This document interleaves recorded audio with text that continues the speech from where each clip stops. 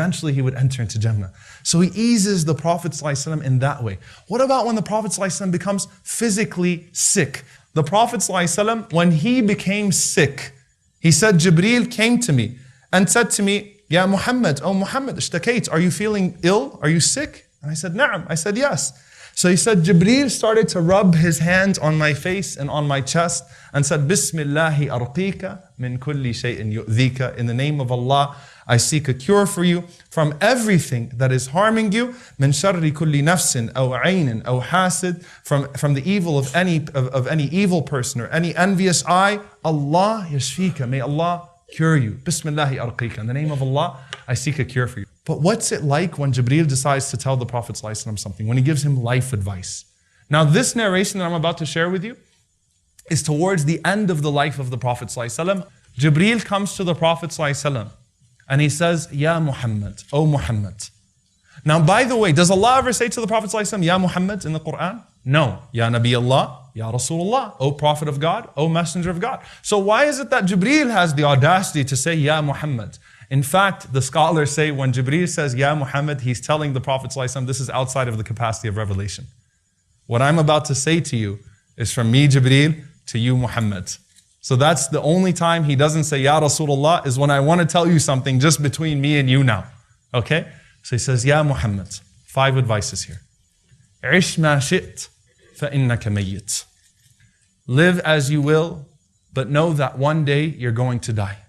One day you're going to die. He says, وَحْبِبْ مَا شِئْتَ فَإِنَّكَ مُفَارِقُ. Love whom you will, but know that one day you will be separated from that person. وَاعْمَلْ مَا شِئْتَ فَإِنَّكَ مَجْزِيٌّ بِهِ. Do as you will, and know that you will be compensated and rewarded accordingly. The compensation is in the hereafter. Meaning what? Everything comes in the hereafter. All the reward comes in the hereafter. Keep doing what you do and know that the reward is in the hereafter. وَاعْلَمْ أَنَّ شَرَفَ الْمُؤْمِنِ قِيَامُهُ بِاللَّيْلِ. Know that the nobility of the believer is his standing up in prayer at night. وَعِزَّهُ. And as for his dignity, إِسْتِغْنَاؤُهُ عَنِ النَّاسِ. It's his being independent of people. Financially, emotionally, mentally, physically. Your izzah, your dignity as a person is try not to be dependent on people. Try to absolve yourself of needing people in any way whatsoever. Now afterwards, as the Prophet ﷺ starts to experience the end of his life, as it starts to go further and further and further, Abu Sa'id al-Khudri radiallahu ta'ala anhu, he narrates that the Prophet ﷺ was standing amongst us and Rasulullah sallallahu alayhi wasallam was speaking, and the Prophet sallallahu alayhi wasallam, he simply said, Inna Allah khayyara abdan bayna dunya wa bayna ma inda. Allah has given a choice to one of his servants between that which is in this world and that which is with Allah. Inside of his home, everyone was crying because they knew that the Prophet ﷺ's time was nearing its end. It was getting close. Fatima radiallahu anha particularly was deeply devastated. His daughter, Abiha, the mother of her father, subhanAllah, Fatima was with the Prophet ﷺ through it all. And the Prophet ﷺ loved her and adored her. And even though the Prophet ﷺ could barely speak, he called for Fatima with his hand. So Fatima came and the Prophet ﷺ, he told her to come close and he whispered something in her ear and it caused her to cry even more. And the Prophet ﷺ, he told her, come back. And he whispered something else in her ear. And she just burst into laughter.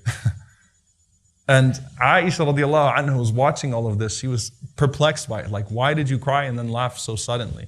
So she kept pushing Fatima. What did he tell you? What did he tell you? What did he tell you? So finally Fatima gave in and she said that the first time he told me that Jibreel usually reviews the Quran with me once in Ramadan. This year he did it twice. Which means at-tamakkun fil wahi. It means solidifying the revelation. And so I don't think I'm going to make it past the sickness. Aisha radiallahu anha then, she was, moving the Prophet ﷺ where he needed to be moved.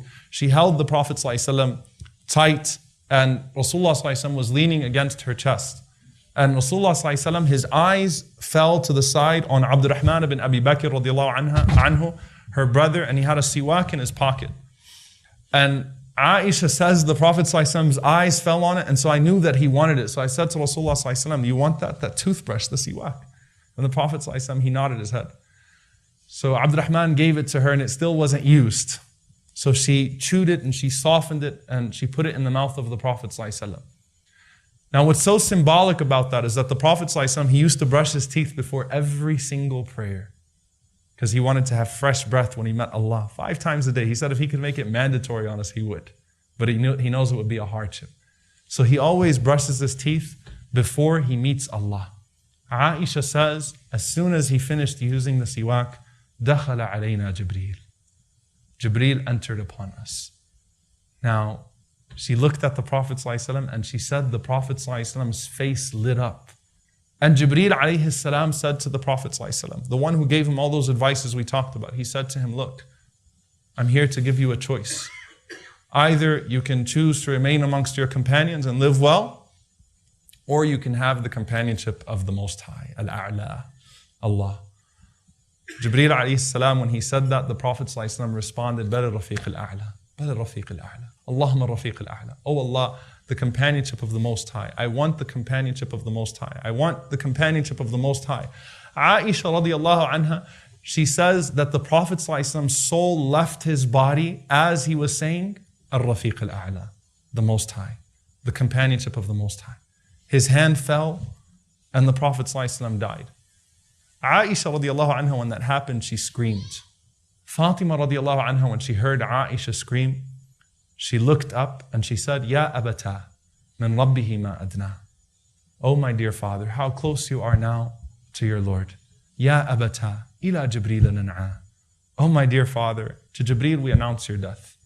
Ya abata, jannatul firdausi ma'wa. Oh my dear father, paradise is now your abode. And she recited it over and over and over again. That how close you are now to Allah. To Jibreel we announce that you've departed. And Jannatul Firdaus is now your place.